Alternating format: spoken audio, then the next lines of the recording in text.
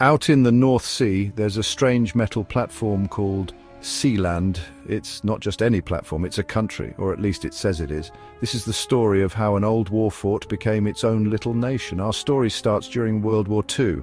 In 1942, Britain was worried about German planes, so they built forts out in the sea.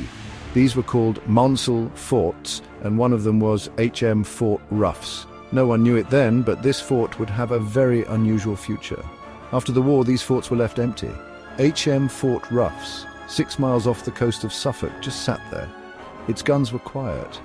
But this fort wasn't finished. It was going to become something new, not a place for war, but a tiny country. Then came Paddy Roy Bates, a former British Army major. He loved adventure and radio. In 1967, he wanted to start a radio station, but he didn't want to follow British rules. He thought Ruff's Tower would be perfect. He didn't know it then, but this was the start of a micronation. On September 2nd, 1967, something big happened. Paddy Roy Bates, his family and some friends took over Ruff's Tower. They said it was now the Principality of Sealand, a brand new country. Bates called himself Prince Roy and his wife Princess Joan.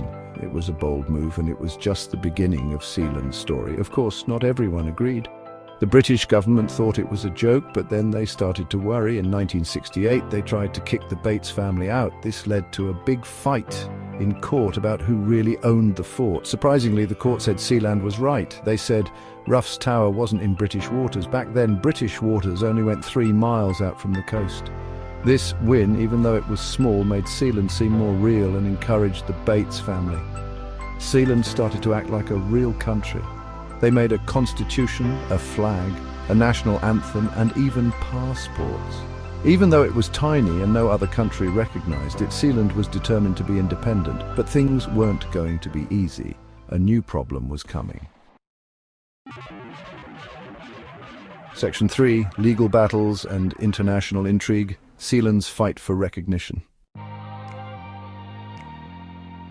Section 4, A Micronation's Legacy, Sealand's Enduring Appeal and Uncertain Future.